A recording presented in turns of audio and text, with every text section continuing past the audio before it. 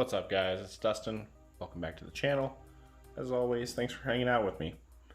I'm going to go ahead and just do a deck profile of a deck that you saw me play in a previous video. It is Time Thief Numeron. Now, Time Thief Numeron has really good synergy, I think. The ability to set up a Redoer, banish it, and then set up a Utopic Zexal, and then still have Redoer on the field in the end phase is a pretty strong setup. Of course, you detach during your draw or during your opponent's draw phase to prevent them from playing the game, and then from there, next turn you set up a Time Thief Perpetua, which will give your Utopic Zexal infinite materials, therefore shutting your opponent out of the game. And I'm going to go ahead and get into the deck profile. 3 Time Thief Regulator, excuse the glare. So Time Thief Regulator is the rescue rabbit of the deck. If you control no monsters, you contribute it to special summon 2 Time Thieves from your deck in defense position, and it doesn't negate their effects. So if you get Winder, you get a Search, which is really strong. So being able to rescue rabbit into a Searcher is pretty phenomenal. Time Thief Winder, play 3 of those, of course. And when he is normal summoned or special summoned, you can search your deck for a Time Thief card and add it to your hand. Also, if he's in your hand, you can detach a material from an Xyz monster to special summon him. So he's pretty good. You can open him, or you can just open the Regulator. It's pretty good either way. Generally, if you open him and one of your other Time Thief monsters that isn't Regulator, you'll want to search for a Time Thief Startup, which will let you special summon the other one from your hand and make your Redoer play. You play 1 Time Thief Bezel Ship and 1 Time Thief Chronocorder. So a lot of times when you use the Regulator to special summon 2 Time Thieves, you want to get Winder and Bezel Ship, because Bezel Ship will help you make your Perpetua play next turn. So once you bring out Redoer by overlaying Winder and Bezel Ship, the Bezel Ship will end up in the graveyard at some point before your next turn. So that you can, and a lot of times with Winder, you'll search for another Time Thief monster so that the next turn you can normal summon it, and then his effect lets you detach a material from a Xyz monster you control, a special summon from the graveyard, but you banish it when it leaves the field. Of course, when you're using it as Xyz material, it's not going to leave the field, so it's not going to get banished. But you'll summon on your follow-up turn, you'll summon your Time Thief, detach from Redoer to bring him back, or you can detach from your Zexal if your Redoer's gone, whatever, it doesn't matter, because what you're about to do is you're about to set up your Perpetua to give your Zexal infinite materials. So, and then Chronocorder is just a nice luxury. It's a good one of. During your opponent's battle phase, you contribute it, and the next battle damage you take would be inflicted to your opponent instead. You really never use that effect, but it does that.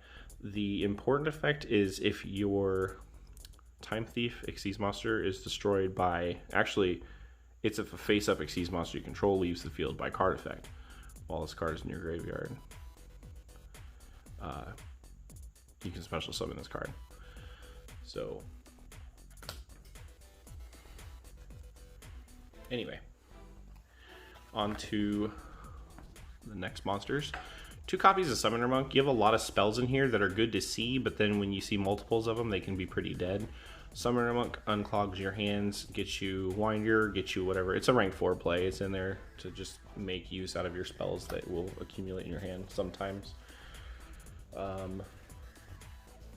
3 copies of Numeron Wall, because you want to see your Zexal, because shutting your opponent out of the game is important. Now, I say that, but I don't play Terraforming in this deck. I just realized I should probably play Terraforming in here. I could probably just add it. This deck is 40 cards. I could add it as a 41st card, so I can increase my chances of seeing Utopic Zexal, but that's okay. Anyway, Numeron Wall. If you control no cards, you can discard this card to activate Numeron Network from your deck. So you can, and it's a quick effect, so if you go second, and you can do this during your opponent's end phase and just get it without interrupting your own turn, of course. you can do this. You could like tribute Time Thief Regulator and then chain this to get the field spell. And then once you make your Redoer and banish it, you can then use the network to make your Zexal. So, and then of course it's like a battle fader. If you take battle damage, unlike battle fader, you have to take the battle damage first. But you can special summon it from your hand in the battle phase. It's just a nice little effect. And then for the hand traps, I play 3 Lancia, 3 Gamma, and of course the driver, because you have to play the driver with Gamma. I was playing Nibiru's instead of Lancias, but I think Lancia works against a lot of stuff against the format. So like Dinosaurs, Tri-Brigades, Orcus, this card is really good against those, so I thought it merited playing them. Of course Nibiru is good against a bunch of stuff as well, but this is what I'm trying right now. I will definitely side Nibiru's. I don't have a side deck built, but if I build a side deck, it will have Nibiru's.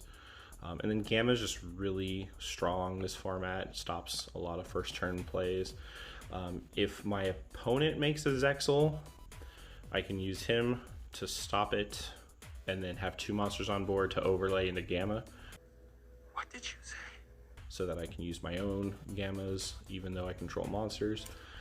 Spoiler alert, Gamma is the only Link monster I am currently playing. Apparently, I just don't know the difference between Gamma and Lambda, because not once, but twice so far, I decided to call it the wrong name. Good job, me. Yep, this is like 14 Xyz monsters and Gamma. 3 times. Are you kidding me right now? That's it for the monsters. For the spells, you play 3 Time Thief Startup. Now, I generally don't condone playing 3 of these in Time Thieves, but the more I play this, the more I like it at 3. Especially with the Summoner Monks, because like I said, you can turn these dead startups into rank 4 plays. But also, these are really good to attach out of the deck with Perpetua, or Flyback if you need to, but Perpetua, you can get these things into your graveyard really fast, and then when you use the Banish effect to attach 3 materials to Redoer, it's actually pretty bananas. 3 free materials on Redoer, which puts all 3 of its effects live. I think it's pretty good. But it's a good searcher. It helps unclog your hands of multiple Time Thieves so you can make Redoer plays. You can set it and then activate one in the end phase to not interrupt your turn. It's pretty versatile. I'm actually liking the results with it. 3 copies of Numeron Network and 2 copies of Numeron Calling. You don't want to play 3 of these. A lot of people only play 1, but I want to be able to make, I want to be able to have the option to make Zexal for sure, but if I need one on a following turn, I can use it for my 2nd copies of each Numeron and go for an OTK or a massive damage push, which you saw in the previous video. So Numeron Network sends Numeron Calling to the graveyard. If you control no monsters, you get to summon up to 4 Numeron monsters, Numeron Gate Xyz monsters. So when you have Memories of Hope, or when you're going for the turn 2 push, most of the time you want to summon 4 of them. But if you're going for Zexal, most of the time you only want to summon 3, so you're not wasting the other one in case you need to save it for the push. A lot of times when I do Memories of Hope, it'll be 4, but sometimes you can be okay with 3. If your hand's like good, but you still want to draw cards, you can settle for 3 and only draw 3 cards off of Memories of Hope, and it's fine. It just kind of depends on your situation. So 3 copies, yes, 3 copies of Memories of Hope, because if I make before I make Utopic Zexal, I want to be able to draw a bunch of cards. And like I said, you play Summoner Monks, so these cards aren't always dead, and while they can be bad top decks later, you do have 2 chances to use them if you're playing 2 Numeron Callings and 2 of each of the gates, the Numeron gates. So it's not too bad. I do like increasing my chances of seeing this card, especially in a 40 card deck. Being able to draw 3 or 4 cards with this card is actually just nuts. A lot of times you'll draw into hand traps or follow-up plays, and it's pretty good. Highly recommend it. 2 Xyz import. Now, I was playing 3, but I took one out because while, yes, it's a spell, can be used for Summoner Monk, I don't like seeing multiples of these, especially if you draw them later. If you draw these if you draw these in your first turn or two, it's not bad because you can attach it to a 3000 or 2000 attack Zexal or a Redoer. A lot of times you can hit something with this, but once Zexal gets down to 1000, this card is pretty dead. There's a lot of times you're not going to be able to use it. Of course, there are instances where you can, but you have to, be prepared for worst case scenario. 2's good. You don't want to see too many of them, but it's a nice little play. Now, if they do summon a monster that can attack over Zexal, if you have Perpetua, you can use Perpetua's effect to attach a material to make it bigger than the monster, and then you can Exceed import. It's kind of cute, but of course that's a little situational, but the option is there. That's it for the spells. Onto the traps. We definitely play 3 copies of Infinite Impermanence. This card is one of the best hand traps in the game. It's super versatile. Being able to stop an opponent's Zexal if you're going second is really important, but it does stop a lot of good plays, especially if you're going second. And of course, you can always set it, and it's just really good. You all know what Infinite Impermanence does. It's just a really good card. 2 copies of Time Thief Retrograde. It's a counter trap that negates a spell or trap while you control a Time Thief monster, Xyz monster, and then it attaches that spell or trap to the Time Thief Xyz as a material. So it's pretty good.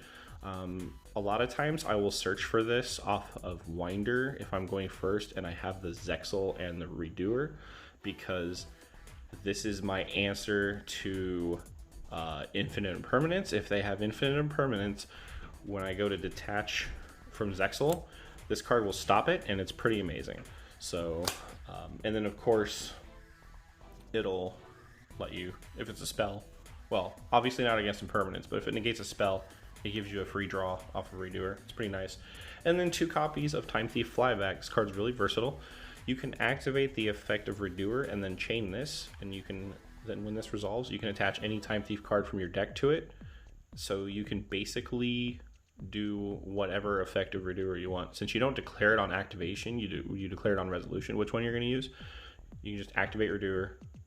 That's it. You don't have to give any information on what your effect you're using. You can chain this, attach to it, and then resolve Redoer. So you can attach a spell to draw. You can attach another Flyback or a Retrograde to bounce a card they control, or you can attach a monster to be able to banish it until the end phase. Most of the time you already have a monster on it, but you know what I'm saying. And then of course, if this card's in the graveyard, you can banish it to attach a card from your opponent's graveyard to a Time Thief Xyz you control, which is stupid. This is a trap card, spell speed 2. So as long as you haven't activated the field effect of one of these this turn, if it's in your graveyard, it's live. They go to like pull something out of the graveyard, you can just banish it from your graveyard and take it. It can really ruin someone's day. It's pretty amazing. So that is the main deck. It's 40 cards. Like I said, I might add a terraforming to make it 41, but we will see. It is just testing pretty well. So for the extra deck, 2 copies of number 1, 2 of number 2, 2 of number 3, and 1 number 4. You only need to play 1 number 4 because most of the time these are for making Zexal. And then your second set and the 4th one is to go for the OTK push. Now, if I were playing 2 copies of Zexal, which I'm not, I might go with another copy of this. I don't know, maybe not. But I've thought about playing 2 Zexal, but 1 is still okay, especially if you have a consistent enough hand to make the Perpetua play on your following turn. You really only need 1 Zexal.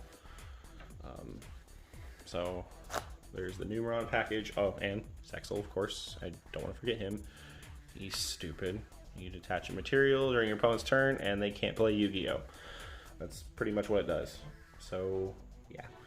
2 copies of Time Thief Redoer. You don't need any more than that. He's pretty good. You only summon one of them at a time unless you're going for game. You need the extra damage, but you can only use the effect of Redoer once per turn, so you only want to summon one of them.